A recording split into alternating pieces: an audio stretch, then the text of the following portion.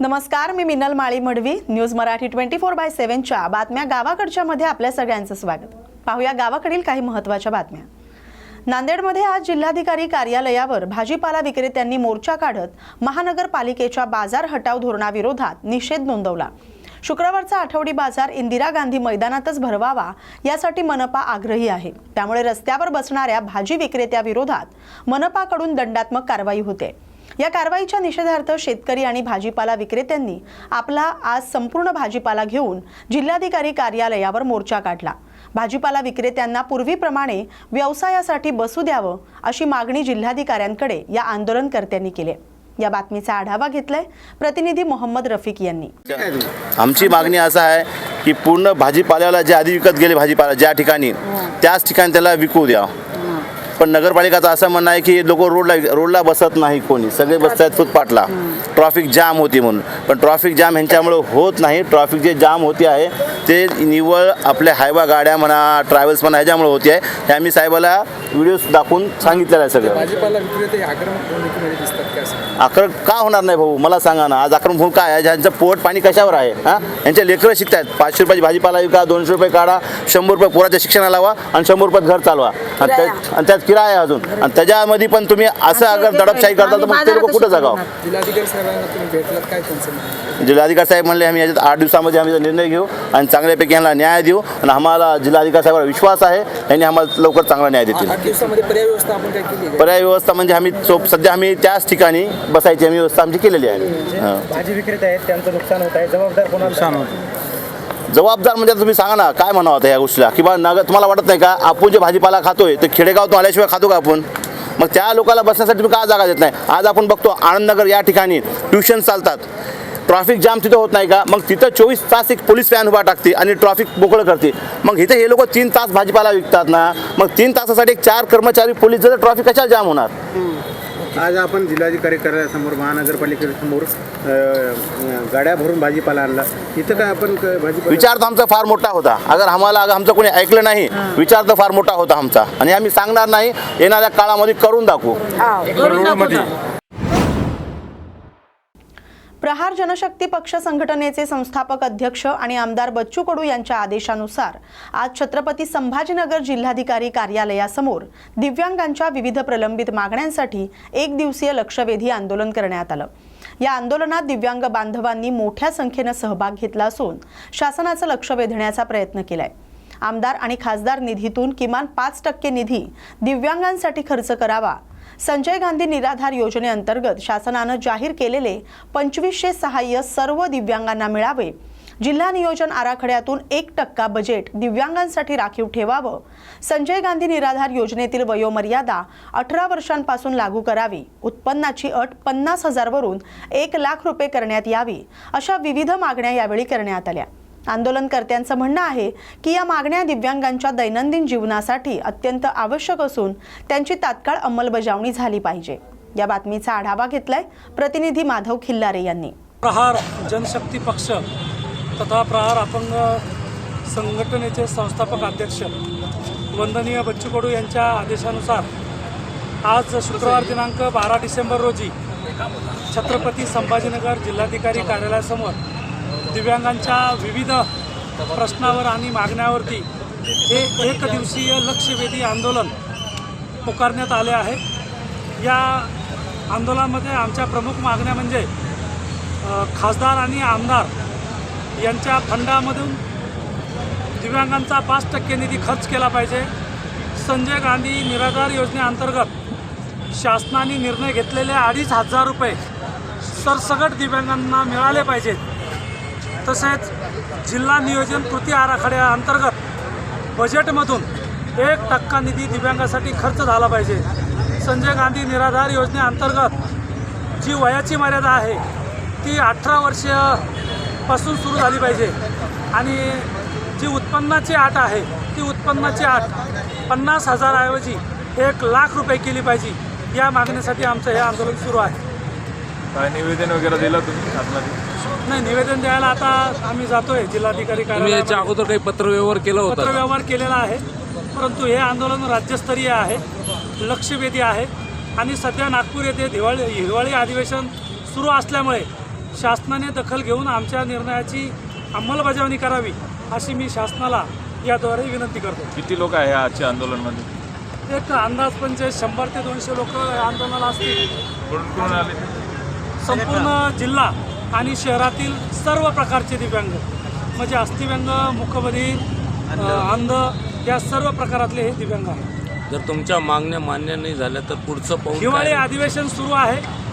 अगदी शांततेच्या मार्गाने आमचं आंदोलन सुरू आहे. संपूर्ण राज्यभर जिल्हाधिकारी कार्यालयासमोर लोकशाही पद्धतीने आंदोलन सुरू आहे. शासनाने दखल घेतली पाहिजे. विशेष म्हणजे मागणी आमची कोणतीही गैर नाही. ही मागणी शासन निर्णित आहे. म्हणजे जे निर्णय शासनाने घेतलेत त्या शासन निर्णयाची अंमलबजावणी करावी अशी आमची मागणी आहे. त्याच्यामुळं अगदी लोकशाही पद्धतीने आमच्या या मागण्या आहेत. शासनाने या मागण्या आमच्या त्वरित अंमलबजावणी करावी.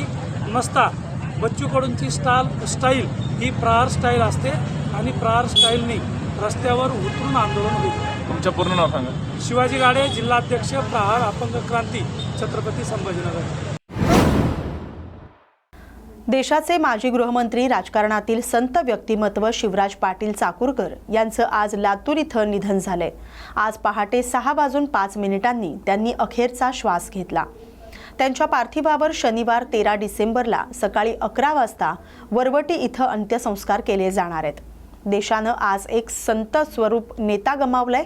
राजकारणानं मूल्य, मर्यादा आणि संयमाची परंपरा जपणारा महामानव गमावलाय अशी भावना राजकीय वर्तुळातून आणि लातूरकरांकडून व्यक्त केली जाते. चाकूरपासून दिल्लीपर्यंतचा त्यांचा प्रवास सौजन्य, संयम, शांतता आणि मूल्यांवर आधारित होता. संसदेतील मर्यादा, प्रशासनातील शिस्त आणि जनतेतील अपार प्रेम हीच त्यांची खरी ओळख होती. लातूरपासून दिल्लीपर्यंत कायम स्मरणात राहील असं म्हणत त्यांना भावपूर्ण श्रद्धांजली अर्पण करण्यात आली.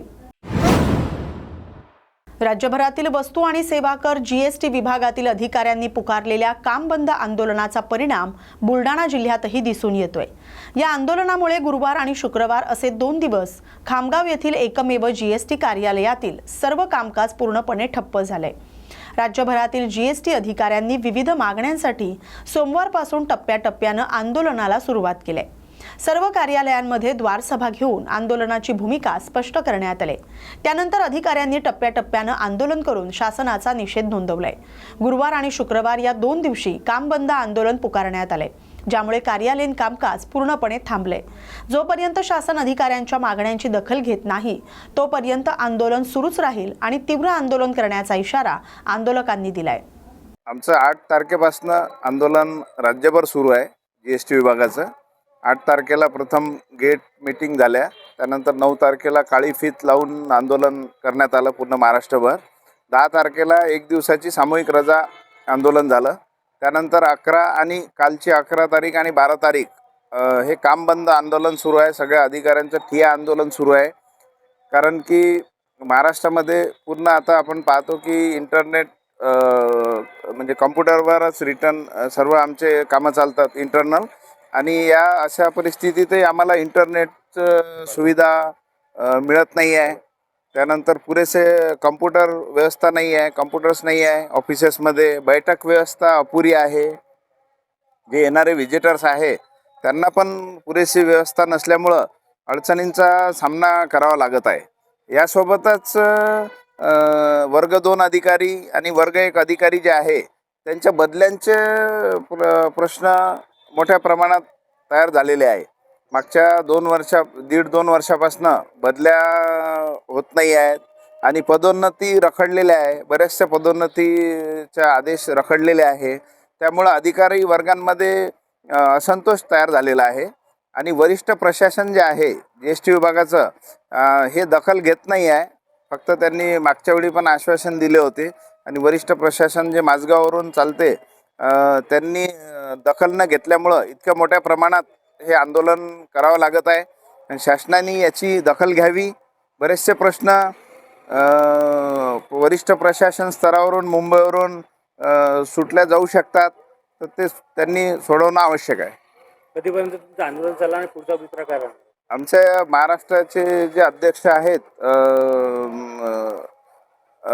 प्रदीप रणपिसे साहेब आणि राजेश बदर सरचिटणीस यांच्याकडे निर्णय घेण्याचा अधिकार आहे. आंदोलन केव्हापर्यंत हे करायचं तर त्यांचे जसे निर्देश येतील आणि शासनाची भूमिका सकारात्मक राहिली तर हे आंदोलन लवकर हे होऊ शकते, मागे येऊ शकते, नाहीतर याचं अधिक तीव्र होण्याचे संकेत मिळत आहेत. हलबा या जमातीच्या न्याय हक्कांसाठी आणि प्रलंबित न्यायिक मागण्यांच्या पूर्ततेसाठी नागपूर इथं सुरू असलेल्या आमरण उपोषणाला येवला येथील हलबा समाजानं जाहीर आणि ठाम पाठिंबा दिलाय. नागपूर गांधीबाग इथं हलबा जमातीचे अभ्यासक डॉक्टर सुशील कोहाट आणि क्रांती सेनेचे अध्यक्ष जगदीश खापेकर यांचं आमरण उपोषण सुरू आहे. प्रशासनानं याकडे मात्र दुर्लक्ष केलंय. तरी प्रशासनानं त्वरित लक्ष देऊन मागण्या मान्य कराव्यात अशी मागणी येवल्यातील हलबा समाज नागपुरे पंच यांच्या वतीनं करण्यात आली.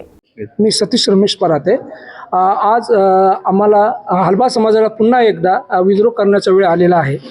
आज आमच्या समाजाला जात ही हलबा असून आमचा व्यवसाय कोष्टी आहे. तरी या सरकार जो आहे, आजचा जो सरकार आहे तो आम्हाला आमचा जो अनुसूचित जाती जमातीत आम्हाला तो न्याय देत नाही आहे. यासाठी आमचे बंधू म्हणजे आमच्या समाजातले खापेकर आणि कोहाड हे जे आपल्या अमरण उपोषणासाठी नागपूर येथे बसलेले आहेत, या दोघांनाही आमच्या समाजातर्फे राष्ट्रीय अधिकृती समिती आणि येवला हलबा पंच यांच्यातर्फे आम्ही सर्व पाठिंबा देत आहोत. आणि यासाठीच आम्ही या उपविभागीय अधिकारी प्रांत साहेबांकडे आम्ही त्यांना एक निवेदन देत आहोत की ते निवेदन आमचं त्यांनी योग्य ठिकाणी पाठवून आम्हाला न्याय द्यावा ही नम्र विनंती. जय आदिम, जय महाराष्ट्र. नागपूर या ठिकाणी हलबा समाजासाठी जो लढा देण्यात येत आहे आणि उपोषणासाठी जे बांधव बसलेले आहेत त्या बांधवांना येवल्यातर्फे सर्व हलबा समाजाच्या बंधू भगिनींकडनं मोठा पाठिंबा देण्यात येत आहे. आपण या पाठिंब्याचा किंवा आमच्या हलब्यासाठी न्याय देण्यास प्रविष्ट करावे अशी मी शासनाला विनंती करते आणि आमचा योग्य निर्णय आम्हाला द्यावा. आमच्या बंधूंना सहकार्य करावं. आमच्या येवल्या समाजातर्फे सर्व हलबा समाजाच्या वतीने आम्ही हे निवेदन येवला तहसील कार्यालयामध्ये देत आहोत.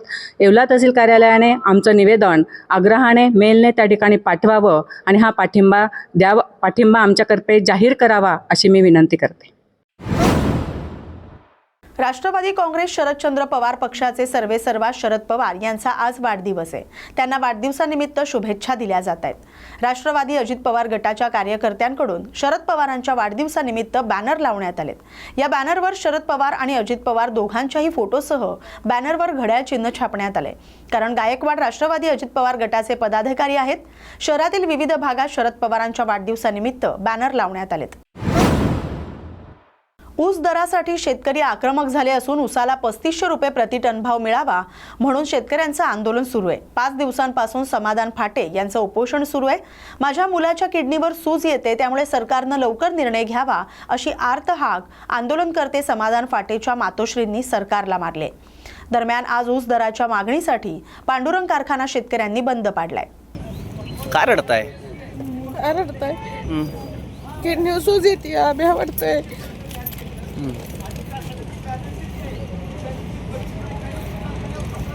तुमचे कोण आहेत? लेख आहे माझा. होय. बोलला का तुम्ही काय त्यांच्याशी? नाही बोलले अजून. होय. तुम्हाला काळजी वाटायला लागली? काळजी वाटते.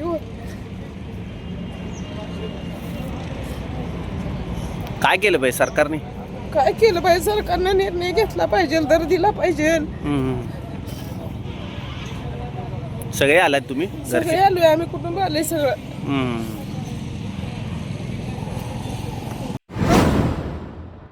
कोल्हापूर जिल्हाधिकारी कार्यालयाला RDXनं उडवण्याची धमकी मिळाल्यानं आज प्रशासनात खळबळ उडाली.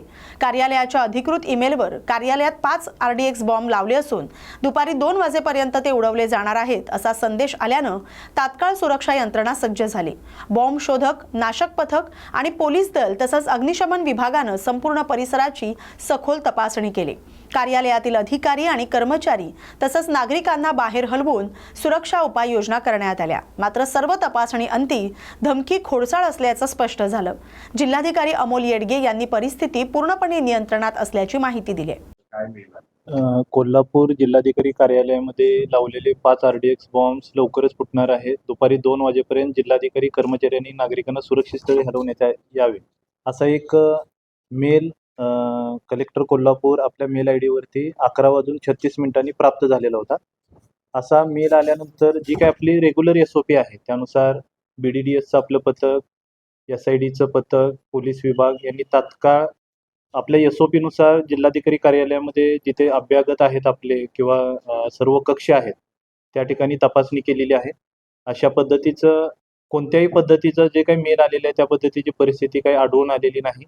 सर्व अभ्यागतांची सुरक्षा लक्षात घेऊन BDDS पथकाने सर्व तपासणी केलेली आहे. शक्यतो हा मेल आहे तो काहीतरी कोणी खोडसाळपणे केलेला असू शकतो असं सध्या निदर्शनास येते, परंतु तरीसुद्धा लोकांची सुरक्षितता लक्षात घेऊन आपण जी काही तपासणी करायची ती कार्यवाही केलेली आहे. तर या मेलबाबत पोलीस विभागाकडून तपासणी करून यामध्ये जर कोणी खोडसाळपणाने असं जर केलं असेल तर जी काही कायदेशीर कारवाई असेल ती पुढे कायदेशीर कारवाई केली जाईल. आणि लोकांनी काही घाबरण्याची आवश्यकता नाही. जे अभ्यागत आहेत, विजिटर आहेत किंवा या ठिकाणी आंदोलनकर्ते सुद्धा आहेत त्यांना सुद्धा काही घाबरण्याची आवश्यकता नाही. हे सुद्धा तपासणी अंती आम्ही कळवलेलं आहे आणि रेग्युलर जे काम जिल्हाधिकारी कार्यालयाचं आहे ते सुरू आहे. मेल आता जे नाव असेल ते हे जर खोडसाळपणाने जर केलं असेल तर ते नाव पण बरोबर असेल असंही आपण म्हणू शकत नाही, परंतु जो काही मेल आलेला आहे तोच आम्ही आपल्याला शेअर करू. पण ज्या मेलच्या पद्धतीने जी दक्षता घ्यायची ती घेतलेली आहे आणि तसं काही परिस्थिती नाही. त्यामुळे काम सुद्धा आपलं सुरळीतपणे सुरू आहे आणि अभ्यागतांना सुद्धा आपण ते कळवलेलं आहे. चांदूर रेल्वे तालुक्यातील 2.5 वर्षांच्या एका मुलीला जन्मजात मूकबधीर असल्याचं निदान झालं होतं. तिला अमरावती सुपर स्पेशालिटी हॉस्पिटलमध्ये दाखल करण्यात आलं. तिथं तिच्या तपासण्या पूर्ण केल्यानंतर तिच्यावर कॉन्क्लिअर इम्प्लांट शस्त्रक्रिया यशस्वीरित्या पार पडली.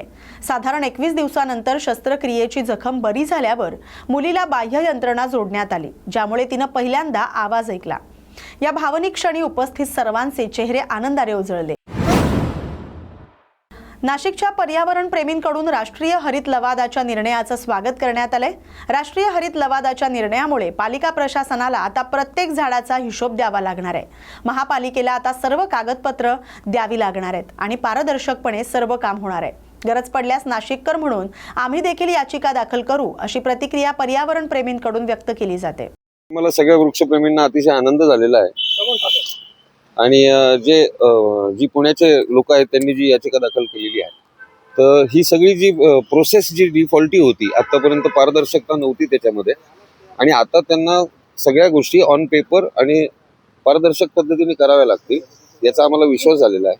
आणि आता ही जी अंतरिम स्थगिती दिलेली आहे याच्यामध्ये बऱ्याच गोष्टी एक्सपोज होण्याची आता शक्यता वाटते आहे की त्यांनी ज्या काही कमिटमेंट्स केलेल्या होत्या अगोदर जी काही झाडं तोडली त्याच्या बदल्यात जी काही लावली ती कशा पद्धतीने फक्त खड्ड्यात ठेवली हे सगळ्या गोष्टी एकापाठोपाठ एक एक्सपोज होत जातील आणि याच्यामुळे आम्हाला विश्वास आलेला आहे की तपोवनाच्या बाबतीत जी वृक्षतोड त्यांनी प्रस्तावित केलेली आहे ती आता त्यांना करता येणार नाही.